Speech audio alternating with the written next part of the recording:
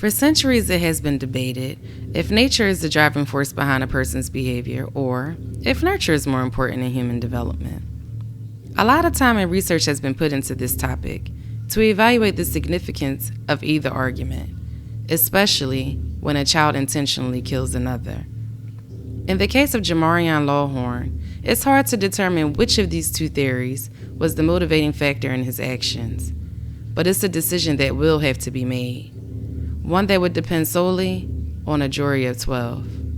An answer that will affect many people for the rest of their lives. Hi, my name is Amina, and welcome back to another episode of Crime Addicts.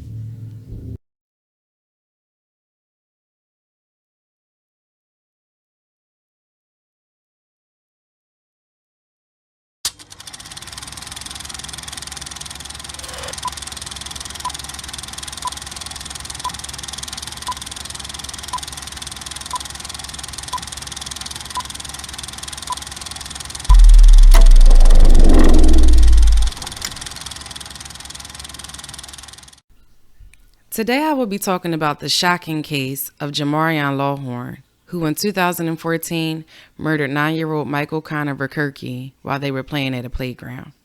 But first, don't forget to subscribe to my channel and turn on the notification bell so you'll know when I post a new video.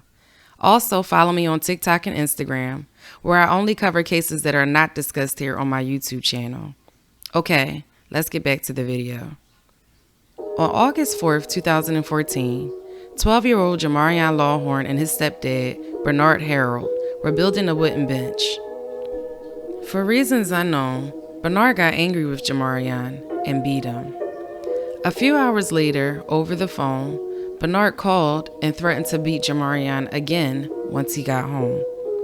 It was at this point that Jamarion went into the bathroom, opened the medicine cabinet, and ingested pills from various prescription bottles. A toxicology report performed later would show traces of the antidepressant mirtazapine and promethazine. He then went into the kitchen, picked up an 8-inch knife, hid it underneath his shirt, and left. He strolled through his neighborhood looking for someone to stab. Not finding anybody, he walked a half mile to the community playground, hid the knife in the sand, took off his shirt, and waited. Shortly afterwards, 9-year-old Michael, his 7-year-old brother Cameron, and their 8-year-old friend arrived, and Jamarion's plan was back in motion. Michael Connor Verkerke was described by family and friends as happy-go-lucky, loving, and energetic. He was often playing around with his younger siblings, dressing up in different costumes, or playing in a sandbox. He was a proud Cub Scout and enjoyed making people laugh by reciting the book Captain Underpants. The oldest of 4 children, Connor, as he was more affectionately known, was enjoying his summer and looked forward to starting 4th grade in a few weeks. Jamarion walked up to the group of kids and began to play with them to gain their trust. After about 20 minutes, Connor was attempting to climb the side of a slide, lost his footing, and fell. It was at that moment that Jamarion unearthed the concealed knife and began to stab Connor repeatedly until Connor was able to get up and run the 100 feet towards his house. As he ran, he was losing blood, and his little brother had to help him get to the front of his home and alert their parents. In the meantime, Jamarion dropped the knife and walked until he found a neighbor outside tending to their lawn. He calmly asked if he had a phone that Jamarion could use. Here is the audio from that 911 call. 911, where's your emergency? Can I please 5657? So it's 5657? Yes. Okay. And what's happening there? I stabbed someone. You did? Yes. Who was it that you just stabbed? I don't know. I'm fed up with life. You what? I'm fed up with life. Okay, did you stab yourself? No. I took a bunch of pills to kill myself. Okay, what's your name? Jamarion Lawhorn. What is your Come name? get me and lock me up forever. For life. Okay, did you... Take me to I don't want to be on this earth anymore. Kill me. Okay, that person you stabbed, are they there with you? No. Where are they? I don't know. He ran.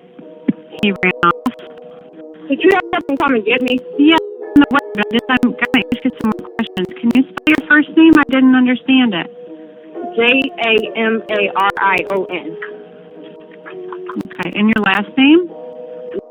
Lawhorn. Okay, and you don't know who this person was that just came up by you? Nope. Okay. And you still have the number? No. Okay. What did you stab them with? A knife. Okay. Where is that? The grass. Okay, so it's out in the grass? Mm-hmm. And the person you stabbed was male, right?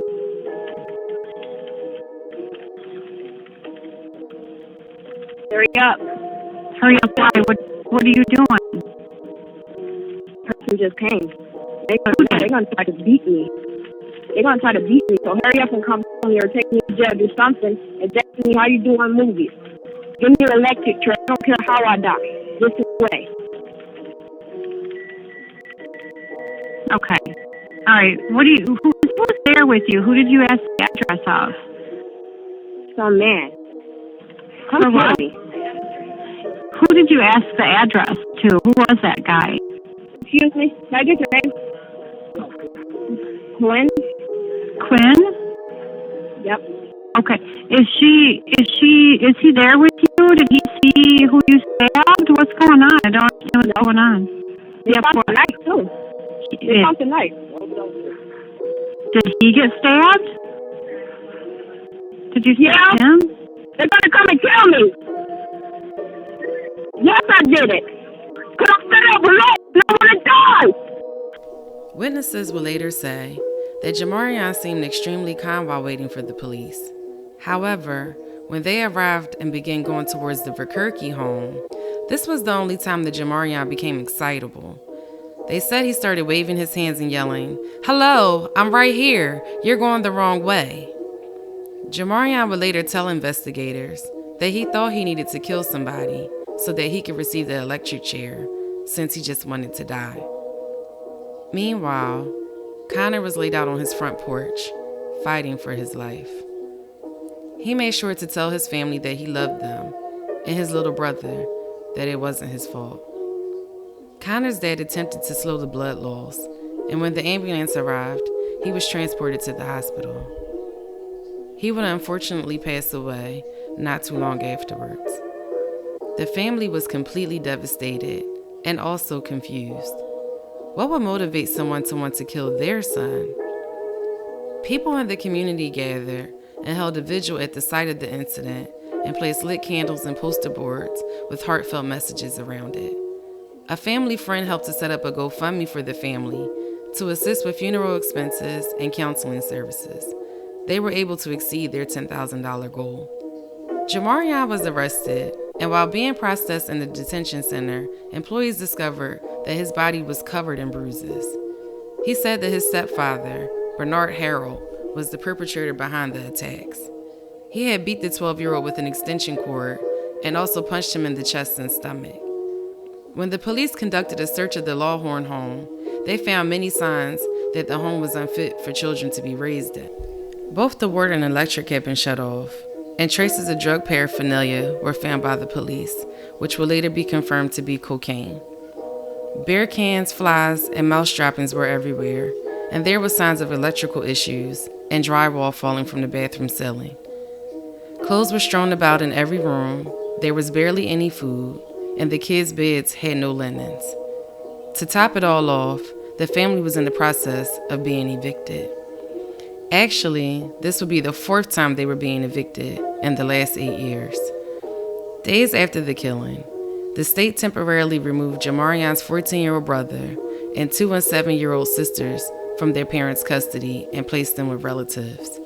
A petition for permanent removal was also filed.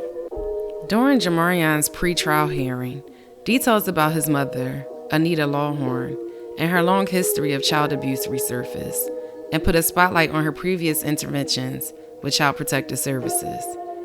In the late 1990s, when she was residing in Geneva, New York, a report was opened with the agency after her 2-year-old daughter suffered multiple broken bones, and her 3-year-old daughter had what appeared to be cigarette burns on her chest. She would end up voluntarily giving up custody of those 2 children. Years later, in 2004, Michigan Child Protective Services investigated her for the second time for child abuse. And a year before the stabbing, in 2013, CPS had visited Anita's home in Michigan twice for child abuse allegations. It was then documented that physical abuse was carried out by both Jamarion's mother and his stepfather. They were required to take parenting classes, but were never charged. The state then arranged for Jamarion to move to New York to live with his biological father. Allegedly, his father and paternal grandmother also abused him while he was there.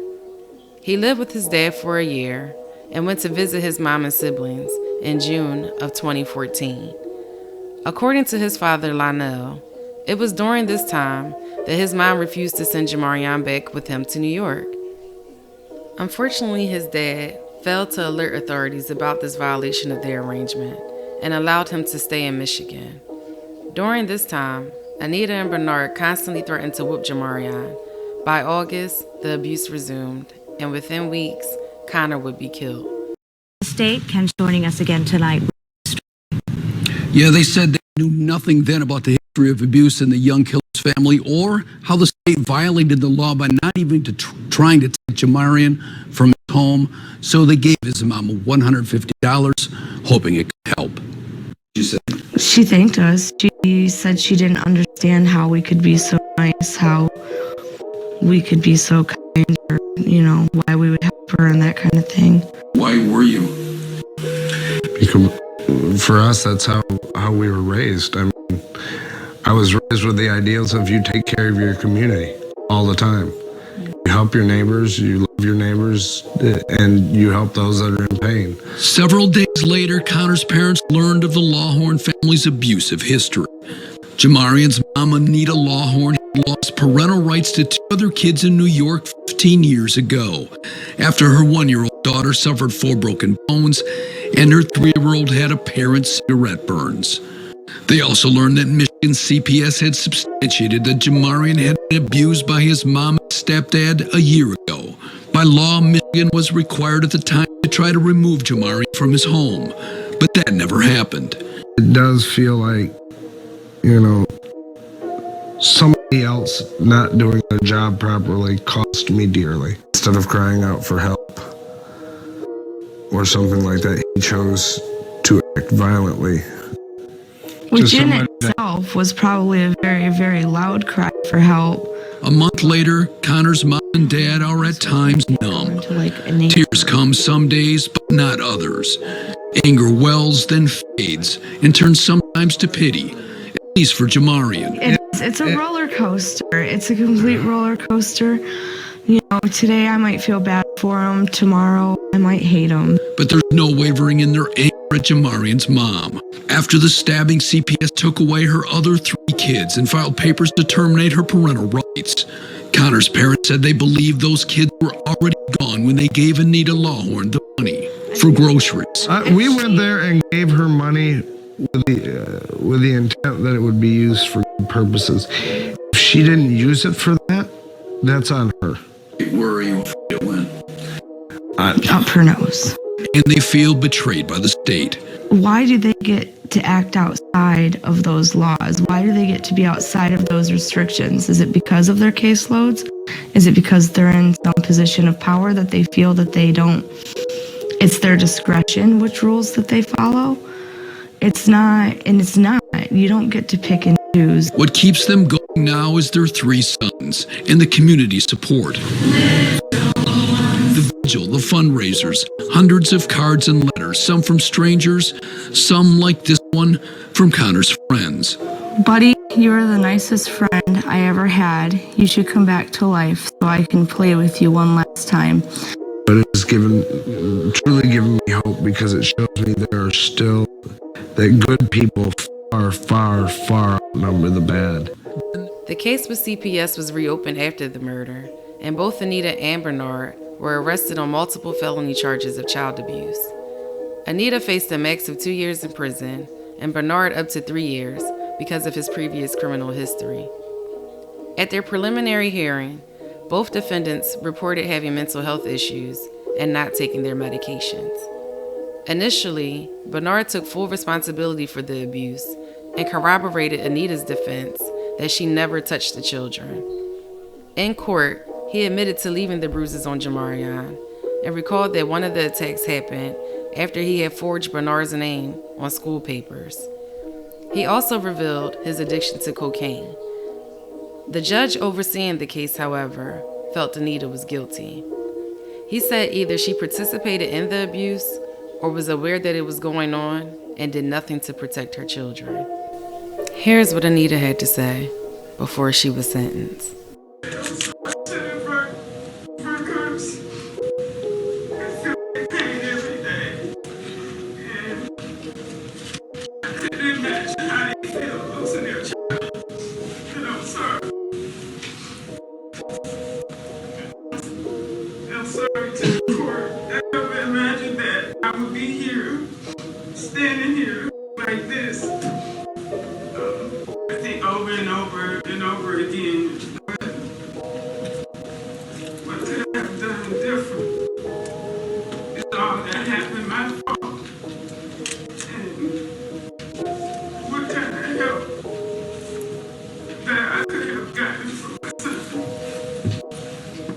Both Anita and Bernard eventually accepted a plea deal and pled no contest to third-degree child abuse.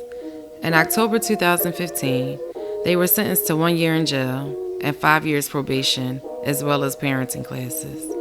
Anita also pleaded guilty to 1 count of welfare fraud. Jamarion's biological father and grandmother were never charged. A few months later, an investigation found that DHS failed to notify law enforcement about Jamarion's abuse and failed to remove Jamarion from his parents' home in 2013. A worker also lost the original photographs of Jamarion's injuries that were documented in his case file. 2 employees would receive a 5-day suspension without pay and were required to take additional job training courses. Jamarion's attorneys entered a plea of not guilty, and witnesses from both sides agreed that Jamarion suffered years of physical abuse. The defense's argument was that the abuse caused him to be mentally unstable in his thinking and judgment, so he should be found not guilty by reason of insanity. They called a social worker at the detention center Jamarion was being held at as a witness. She testified that Jamarion often talked of dying and who would give him the shot to end his life. After that, he was sent to a psychiatric hospital and closely supervised. The prosecution, however, pointed out that Jamarion admitted to planning to kill somebody to receive the death penalty for at least a year, showing that the murder was premeditated. They stated that he was aware of what he was doing was wrong, or else he would have not called 911 after doing it. After a 3-day trial and 4 hours of deliberation, in November of 2015, the jury found the 12-year-old guilty of first-degree murder. He received a blended sentence in which Jamarion would be held in a juvenile facility until he turned 21. Afterwards, he would be evaluated and either released at 21 or continue to serve an adult sentence of up to life in prison without the possibility of parole. 2 years into his sentence, Jamarion was doing well academically, but suffered from a lot of guilt. He began to engage in self-harming behaviors to cope with those feelings of regret. During this time, he also harbored a lot of resentment towards his mother. She has since been released from her 1-year sentence and rarely came to visit Jamarion while he was carrying out his time at the detention center. In May 2017, Jamarion's lawyers filed an appeal on the grounds that he should have been found guilty but mentally ill based off all the evidence presented. However, the appeals court judge upheld the jury's decision. 3 years later, at a review hearing in June of 2020, it seemed that the now 18-year-old Jamarion had done a complete 360. His counselors raved at how he excelled at the center and how he mentored newly placed juvenile residents. His first court hearing 5 years ago, Jamarion Lawhorn wore shackles. Today, at his review hearing, he smiled more than once. The grandmother of his victim sat in the courtroom behind him to support him. I felt like as growing up, this was the love I needed, and this was the love I'm getting now. I had no right to kill Connor. I killed him out of anger that I was feeling. And it's only for me. It's time for me to make it right, to own up to my mistakes and just give back to the community for what I took. Since the death, he has been locked up and getting counseling at the Beacon River Youth Home near Everett. He's in the 11th grade, is planning for college. It kind of sounds like a broken record at this point, but that's a good broken record, because what I mean by that is that Jamarion continues to do extremely well.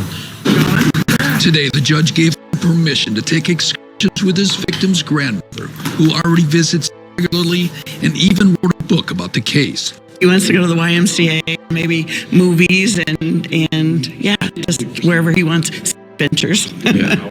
The judge also approved excursions with a former juvenile detention worker and a woman who writes and visits Lawhorn often. Honestly, one thing I really struggle with is forgiveness, because I never understood how Miss Tony could forgive me for what I did. And it's like, I just want to prove to the world that I'm not who I was that day. What's Jamarion going to be in 10 years? I mean, I want to help people that's in a situation like what I was in, honor them, because there's a lot of people out there that need that help. Anita and Bernard were reported as also making huge strides in their lives.